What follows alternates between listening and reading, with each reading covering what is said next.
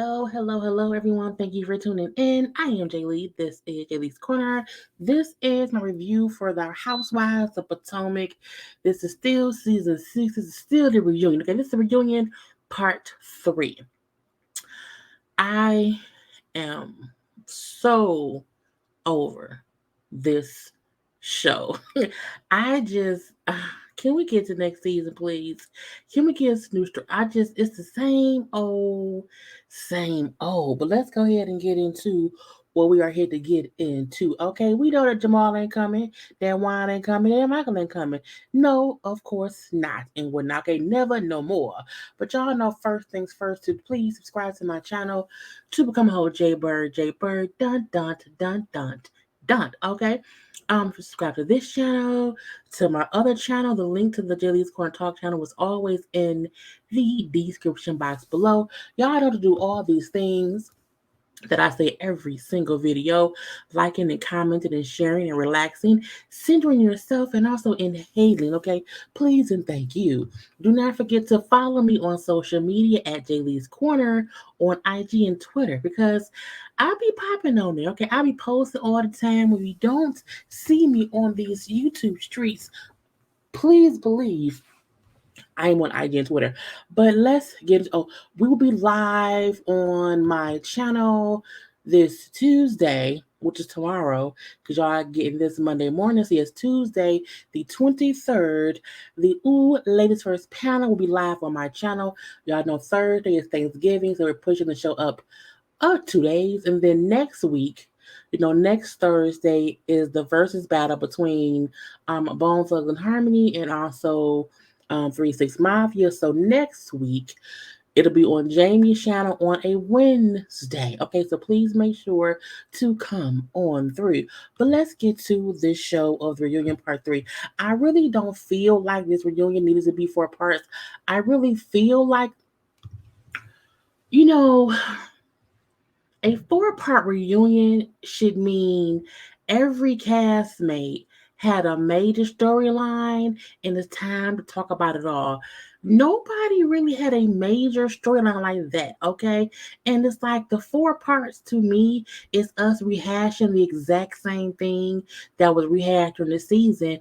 And even for me in part 3, it was rehashing the same things from part 1 and part 2. So I'm confused, conflicted, and over it. But let's get into, okay? So Wendy is still asking Gizelle, you had a whole tummy tuck. Did that keep Jamal? Did they keep Jamal? And I'm like, it did not. No, it did not. Now, even though Gizelle is saying that I got a tummy tuck because I had twins, okay? It was not for Jamal. And we like, that's my point. You had surgery for you because of you and your children. You birthed some babies, your body was different. You went and had surgery. I got my body done because I also had kids. I had been breastfeeding or whatever. It was for me. It was not for Eddie. It was for me. And I'm like, I feel like we knew that. I feel like that was said all season. So again, for me, I'm like, we are rehashing things that we've already rehashed. But again, I'm let that be. Now they asked Wendy, why did she go so hard at Gizelle and Robyn and not Ashley on that trip when Ashley came and brought up what Gizelle told her about the damn rumor? And I still feel the same way about this whole thing that I felt early in the season. I still feel like Gizelle was the one who would bring it up to Ashley. I don't think Ashley was being messy bringing it to Wendy. I don't. I just felt like it could have went either way. It could have went to where Wendy could have been okay having a conversation, but she did not. She was upset. So I don't fully blame Ashley. And I love when Wendy's response was, Ashley told me where it came from. It came from Brazil. So I went to the head of the snake. And it's funny to me because that's the same thing people said they wish that Monique had done last season. They hoped that she would have not went at Candace and she would have went to Gizelle and Robyn. So for me, it's weird that people feel like, well, it was Ashley's fault. It was like, no, it was Gizelle's fault. You can't want Candace, okay, I'm sorry, you can't want Monique to go at Gizelle and or Robyn and not Candace, but you want Wendy to go at Ashley, not Gizelle. I mean, like, it was Gizelle. Gizelle was a villain in that part of the thing. So Winnie then brings up how Robyn was the one who told her about the rumor back in January. I'm like, okay, that's what happened. And so when Robyn brings up how for her, she didn't know what rumor Wendy was talking about when she, got all upset. I didn't know what you meant. I didn't know what you're talking about. I just felt like, you didn't tell me what rumor was because again, we did talk in January. We did have a conversation or whatever, and I told you then, because it was from my uncle. Y'all know it was from All About the Tea. I think for the most part, most of us seen the video where she brought up these rumors about Eddie, whatever. And Robyn was saying how it was from a non-credible source. And so in January, she said that. In January, they kind of, did that issue. And so she's like, I never knew what Ashley said to you. So my question was, what rumor? Because I wasn't thinking about the rumor that we talked about in January, because now it's now March. So for me, I said Robyn fully explained that to what it made sense just for her asking what rumor in that scene. I was like, I agree. If I talk to you about something in January and we come to the conclusion it's some bullshit, and you come to me months later about, oh, it's a rumor. Okay, well, what rumor? Wendy could have easily said the same one you told me about in January, but she didn't do that. She didn't say what it was. But that's what Robyn get for jumping in front of bullets with Gizelle. Robyn, sometimes just shut up and leave it be. You could have easily asked whoever later on, or just let the conversation keep going and see what happened. Okay. But sometimes Robyn just have to tell her girlfriend.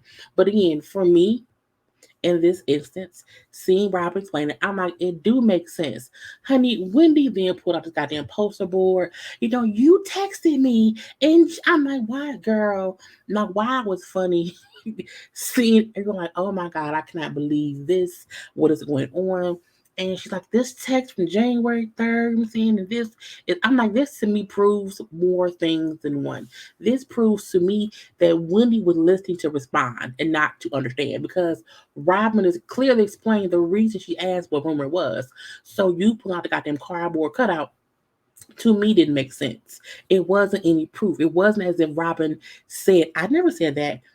So you weren't really listening. You were just waiting for your woman to pull out this poster board. And I was like, this is not it. Okay. And it's weird to me again from last season that Wendy was the one complaining. Now, I cannot believe Monique made a binder.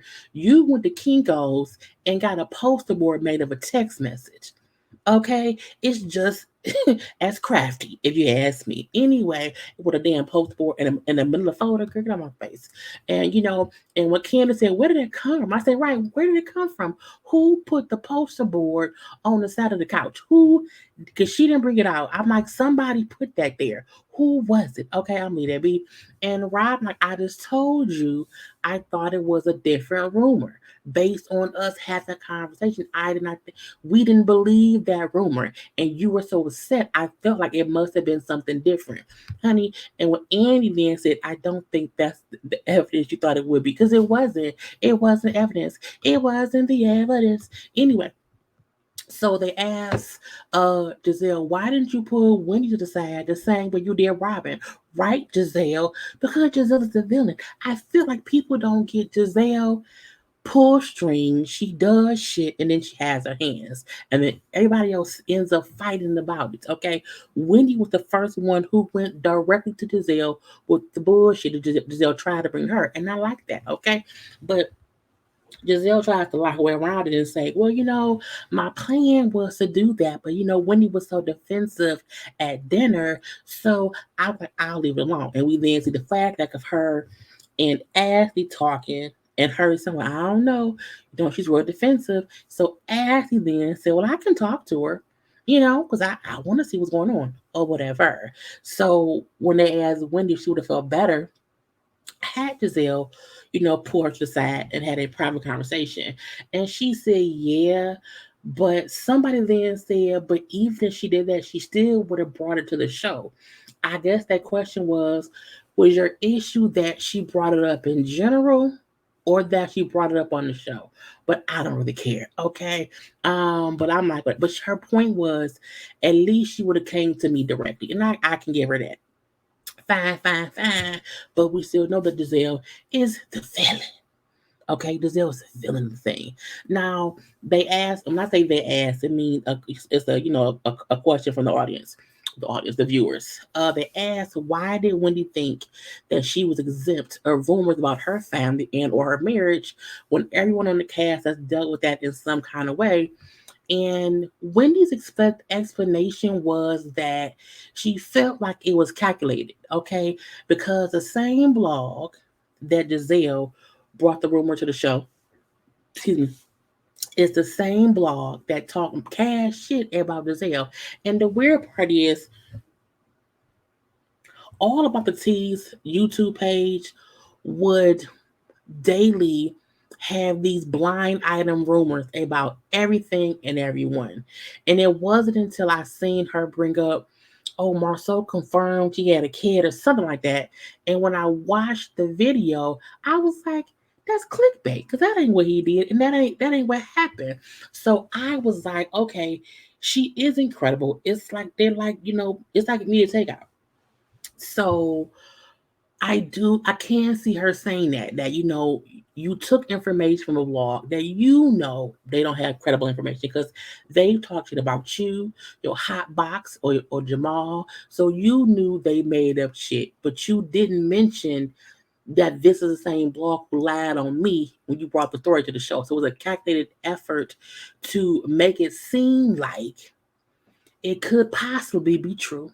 And with when Giselle kept saying that, and maybe that's the reason why Wendy had surgery. So again, it did seem calculated. It really, really did, or whatever. And even though they then got into like a back and forth, because Wendy said the thing about it was Giselle never talk to her about it off camera or whatever. And when Giselle said, we don't talk, we didn't talk or whatever. And they went back and forth because Wendy said they didn't talk. Well, no, that Giselle did not talk to her about it. When Giselle then said, we don't talk. Oh, we don't talk, Giselle, we don't talk. Well, not really. And it was weird because at one point we don't talk. Then one of them said, well, I called you or you called me back or whatever. And then Wendy pulled out her cell phone, because I'm married to a lawyer, because I am married to a lawyer. So I have my phone. I'm like, girl, you being married to a lawyer don't mean shit. People who are not married to lawyers know you can pull a phone record. That's nothing, okay? But I felt like her phone record wasn't proof of anything. I'm like, why are y'all fussing about if y'all had any kind of conversation before? Giselle said we did talk that one time, and your phone record proves that. It was a 1 minute conversation, but a conversation nonetheless. And Giselle point, well, you called me, and then I called you back. And when I called you back, we had a conversation. And I'm like, y'all, it's really fuck, girl. And Andy again said, I don't think this even matters. It is like, girl, to me, and a lot of points this reunion, Wendy was doing too much. I felt like Wendy wanted a moment, or all the moments, and with her wanting all the moments, she missed a lot of stuff. It did seem rehearsed. It did seem like it was planned out. And her thing was, even if her receipts didn't prove shit, I'm gonna pull them out anyway. And it made her, to me, look foolish. Okay. At some points, she had major points that she made that made complete sense. But this right here, fussing about who called who, I was like, girl, we don't care. We don't care. And everyone was laughing because I'm like, Wendy, you being extra for no reason, huh? This ain't no proof, boo. We know Giselle ain't shit. You don't have to prove that. Okay, leave that be. Okay, we then see they had a whole little session about Robyn. Well, not there's a lot of fucks I give. I don't think I have any of them for Robyn. And not to say it's like Robyn don't matter in life, because she matters in life. Everyone in life matters. They really, really do. But Robyn gave nothing this season. I do not care about her and why having a new baby. I don't believe it's gonna really happen in real life. If they do, to be surrogate. But it's weird to me. I'm like, she don't give shit. Okay, they built that house. She still isn't trying to be in Bloomingdale's or Macy's or wherever these stores do they call her car from hats, because she makes more money doing it on e-commerce because she's been, she can get paid directly that way, whatever. So she's like, I paid my taxes off with my hat money. I put down the down payment on my house with my hat money or whatever. So again, kudos to Robyn for having a successful business. I will never knock her on that. I'm leave that be. But I don't care. She brings up how, oh, I think we may get married next year. Honey, you won't. Because if you was, you would be planning it now. And that's the weird part. While I think this cast doesn't need a shakeup, I also feel like if Robyn was to stay or to go, it wouldn't matter because her being there, it doesn't impact the show at all. It would just mean that Gizelle has one less minion to be on her side. But I'm like, there's nothing about her storyline that means she should come back next season. However, if she do come back next season, it still don't affect shit, and that's sad. Okay, when 2 + 2 was 4, you was 5, honey. Go sit on the side some damn where. I'm leave that be. Okay, they then have the husbands come out. Boom. Okay, here are the husbands, and then the single folk up there. Okay, you know be because Juan, Jamal, and Michael will never be here. Anyway, first of all, neither Michael or Juan have been to reunion in years. I think Juan has maybe only came to one reunion, maybe two in the whole 6 seasons. I think Michael the same. I think Michael's been to like maybe two of them or whatever, and that's it. They both just do not come. They be together probably bumping. Anyway, they sitting there and Candace's phone rings. Who was calling during production? Okay, it's her mama. I'm like, oh, not Miss Dorothy. And so she answers the phone, and Annie's like, oh, let me talk to her. I'm like, not getting a dang on interview with Miss Dorothy through the telephone. So for the main part, Miss Dorothy said that for her, she had a good time at the video shoot, and that when Andy asked her how does she feel about her actions at the video shoot, she said, "Well, people was asking me questions, and I was just responding. I'm like, that's not true, or whatever. I really be. I'm like, do they don't know? It's like cameras. We see all of this. What is going on? What's happening here? We saw you, Dorothy. We all saw you, and to me, I feel like Dorothy know that she's wrong. However, Dorothy also don't care that she's wrong. I think Dorothy don't feel like she really has to say sorry to Chris because on some level or the other, she know Candace will always either need her or Candace will never wash her hands of her mama. And I think because Dorothy know that, she just does whatever she wants to do. And Chris say like it's fine, he don't really care, but we know he do. But it'll always be a mess. She do say, that she has not said sorry to Chris face to face, and that she guess that she owe him an apology. I'm like, because she don't think she anything wrong. I think she think her opinion is that, and no one else should question her on how he feels. But we're gonna leave that be. He asked Gordon how was his experience this season. Gordon, this is my thing. When Gordon said, "Look, it was good for me," what I'm saying? I made the decision to just have fun, and just be here for my wife. And I was like, and that's what he did. Okay, was Gordon a weird old man? Yes. But I kept saying, because they then asked Ashley, like, why was she so frustrated with G, when her husband is a hot ass mess too. And we know we've seen Michael be a hot ass mess. And Ashley wants to play dictionary. You cannot play dictionary when it comes to your husband. And what I mean by playing dictionary is she said, well, Michael has never been overtly sexual to anyone in this group. I was like, oh, in this group, okay? Because we know for a fact in production and around the world, Craig, he had done things that people did not like. And I'm like, when Andy said, well, he did say he wanted to suck wine dick, I'm like, he did say that. So again, she plays dictionary because again, wine ain't never really around. So is wine even in this group? No, he's not.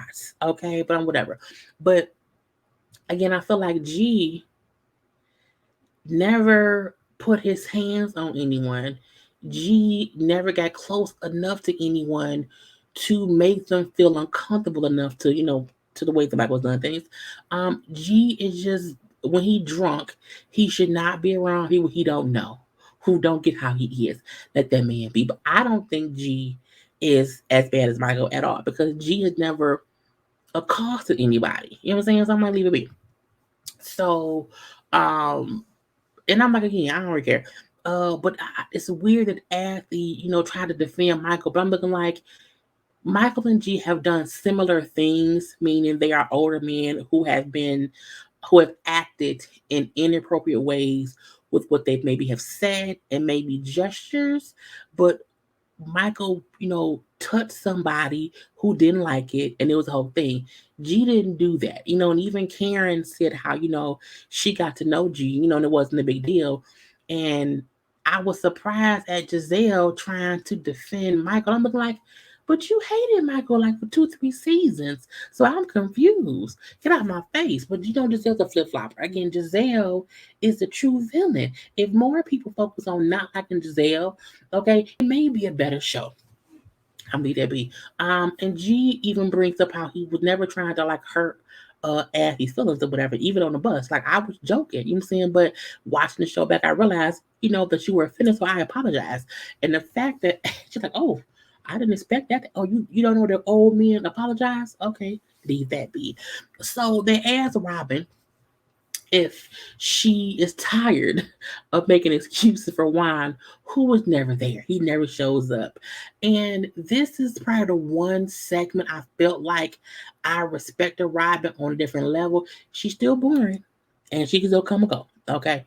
But she explained that he's a basketball coach, and so like he has to do his job to perfection. So he can't be out here just them taking time off or whatever to come on the show to do couple trips or whatever during the basketball season.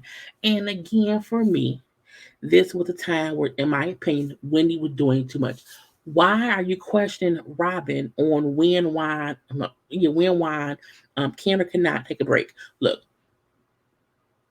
Chris, who was sitting there and was basically co-signing what Robyn was saying about, college basketball coaches, that, they are really, really busy and they really don't have time off like that during the basketball season. And I was like, shut up, Wendy. Because we know why. Because Robyn said that Juan isn't like a entrepreneur or anyone who's like self-employed. So that's why his thing is different. And when Winnie then said, well, no, either is Eddie, but Eddie is here today. Eddie had to take time off. And she was like, you know what? You can, cover for your husband and I can talk about mine. And my thing was, Robyn was saying that it's different for a basketball coach because, you have to be either playing games, practicing for games, or you're traveling to recruit people to be on the teams, the following year. And the reason I can say that for a fact is because, lo and behold, like so my cousin is the head football coach at Morehouse College. And, he is always working. So my thing is, I'm like, what Robyn said is true. And not only that, just take Jen Shaw from, the Housewives of Salt Lake City, even how she brought up her husband. He's always gone because he's a college football coach. Their life is different.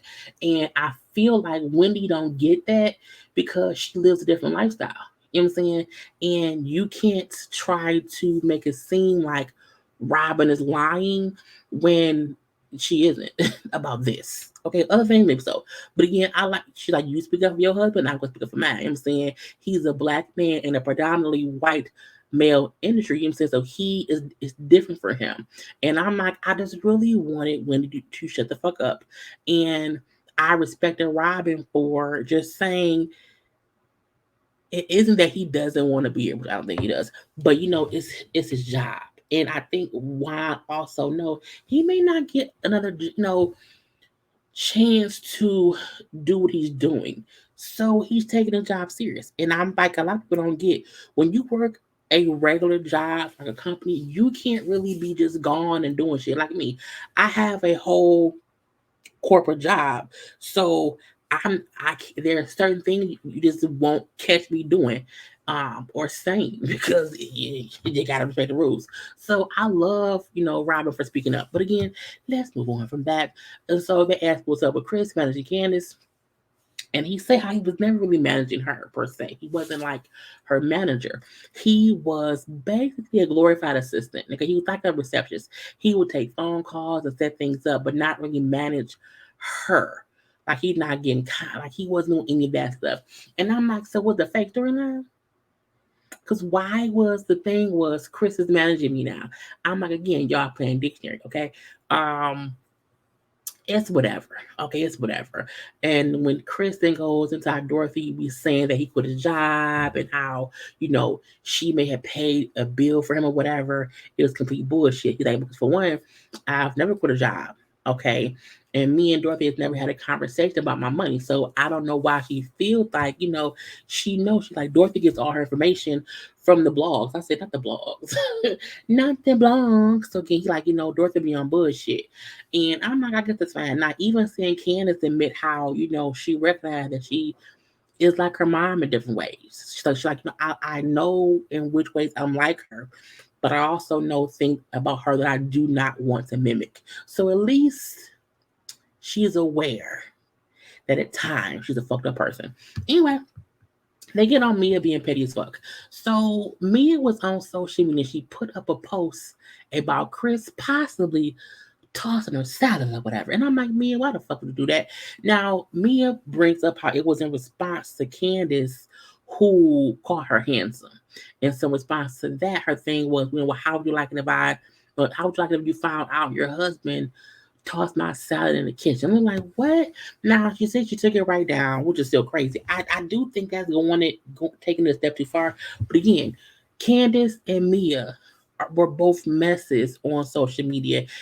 Candace was a mess last season, and I think the season before that, and Mia was a mess this season. And I'm like, you can't make up what if your husband did something sexual to me as a clapback, okay? I feel like even though Mia's point was saying like Candace keeps calling me a man, calling me handsome, big hands, big feet, or whatever, she's calling me a man. So what if your husband, okay, was tossing my man that salad? But I'm like, again, Mia, shut up, because that is not, because if Candace had said that, I do think people would have been real pissed. Okay. But I still feel like both Candace and Mia do too much on Twitter. Completely do too much on Twitter. I also feel like they both feed into their supporters and their haters. I think sometimes they both go too far trying to prove whatever. And I'm like, for what? Y'all on the show. They would be a good dynamic duo. So it's stupid to me. But I was like, I don't really care. Now, and when they was talking or whatever, and then Wendy, I'm like, Wendy, did they want to talking to you? This argument should have stayed between Candace and Mia, because Mia said something about Candace's husband. So Candace had every right to be pissed off. For Wendy to then jump on that bandwagon and say, well, because that like she said about me that that Eddie couldn't look in her eyes. So I'm like, what the fuck? When that happened? We see the flashback of when supposedly Wendy was saying that Mia was, I think, insecure, or what was she saying? Oh, that Wendy was saying that Eddie didn't find any of the women attractive. But I remember that same scene how he wrote something, and Wendy did say that better say Mia. So something within that. And Mia's point was, you saying that he doesn't find anyone attractive, but he could not look in my face. But I was like, as a married woman, I was like, Wendy, you're doing too much. Shut it up, okay? They then got on Ray, asking Karen to speak on her candlelight at the Surrey County thing. And Karen said how Ray is her biggest supporter, and he's always pushing her to promote herself more. And Ray, like, there's no point in being in business or whatever if you're not going, if you're going to be quiet about it. Like, that's kind of stupid. And he brings about Karen does not market herself enough for him. He don't, not for him, but he doesn't think that she markets herself enough considering what her platform is. And I'm like, that's cool. Um, and Chris like, well, that's great. Okay, but why is it that when I'm trying to help Candace, people say I'm riding her coattails, which is what Gizelle said. And when Gizelle then make up a whole lot, well, Ray supported Karen for 25 years, so I'm like, bitch, it's not different. It isn't. That's a husband trying to support. You do not have to be married to anybody for 25 years in order for them to be supportive. My whole thing with Chris trying to, be a manager is he don't know shit about the music business. I think that was the reason people were surprised. Like, why he a chef? Like, why whatever. I think with Ray had been in the business world for years, so it made sense for him to try to push Karen because he know that life. Chris don't know shit about music, but he can also still support his wife. But I'm gonna leave that be. Now, Chris brings up how people act like he's a bum, like he's never done anything or whatever. He said, but when we were dating, I had my own house that I paid rent for myself. I was also paying Candace's rent because she wanted us to move in together. But however, I refused to pay the full mortgage on an investment property that Candace and her mama owned because we weren't married. And I'm like, okay, well, that makes sense. So again, there are things that he's saying that people assume because no one said anything different. I'm like, sir, that's on you. Okay. Get your own story out there. Okay. But first, I need y'all to like the video.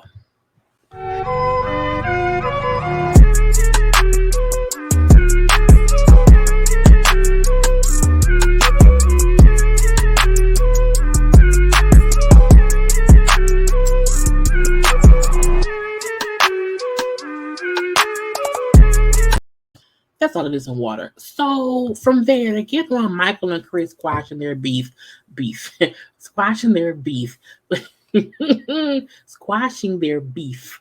Thanks to Juan, who kind of made them have a conversation at the wedding or whatever. And I really feel like Michael and Chris would not have issue at all as long as their wives are getting along. Because, Addie brought up how, Michael doesn't even have an issue with Chris. He's never really had an issue with Chris. His issue has always been with how Candace continuously is saying shit about him.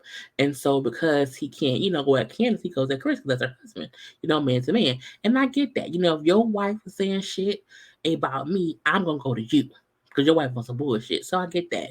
And I like Chris' response saying that, that's true. That's 100% true. And I feel like him saying, if Michael think we cool. But if he don't, he don't. You know what I'm saying? But we shall see what happens going forward. I feel like if Candace and Ashley can just be cordial, Michael, and if Candace never said shit else about Michael, I do think Chris and Michael will be fine. I really do. It's whatever. So they then moved everyone out of stage because what they want to surprise them with who? With Nicki Minaj. Okay, so Nicki Minaj was there the whole time. We knew that beforehand. They had her backstage. She then came out. Surprise, surprise, surprise. She's going to run part 4. This is my thing. She looked great. And she's going to ask the messy questions because she asked Ashley first out. Um, since you did not have a storyline because you just had a baby, is that the reason you came up to the trip to start shit and be Gizelle's sidekick? I cackled. Okay, this is my thing though. I feel like again, this did not need to be 4 parts. Um, I don't mind Nicki being there. I think she's going to ask messy questions, which is fine, but I still feel like it wasn't needed. Like, I think the question she's asking is cool, but I'm like, Andy could have asked these. Like, she's not asking any questions that Andy could not ask. And my thing is, if you're going to bring in someone permanently who can really be a host. Because when Nikki then said how, she's gonna pick sides, I'm like, see, you can't be a host and pick sides. That's why I feel like Andy should not be the host anymore because Andy will pick sides. A host should be non-biased. A host should not have a side at all. A host should just have the question they want to ask everyone based on the bullshit of the season. So I'm all for next season and bringing on someone else. But whoever it is should not pick sides because I don't want any person's fan feeling like, oh, well, that person was more on so and so side. So the question they asked was, was a little bit skewed. So I think the search should be on for who should host the reunions. I do think there should be a different person who hosts the black reunions than the ones who host the white reunions. I do. I feel like you need a black woman to host the reunions of the black shows because certain things we can say that a white man can't. So, I mean, I'm going to watch part 4, but I will be so happy and I'll be in a much better mood once this season is done. I promise y'all, because I feel like we have been rehashing the same shit for 6 months. And 2020 and 2021 have already been long without us having to deal with this shit. Okay. Anyway, I'm going to leave it here. Make sure to like the video, comment in the comment section, share this on your social media. Follow me on follow me at JayLeesCorner on IG and Twitter. Until next time, people, I gotta go. Peace.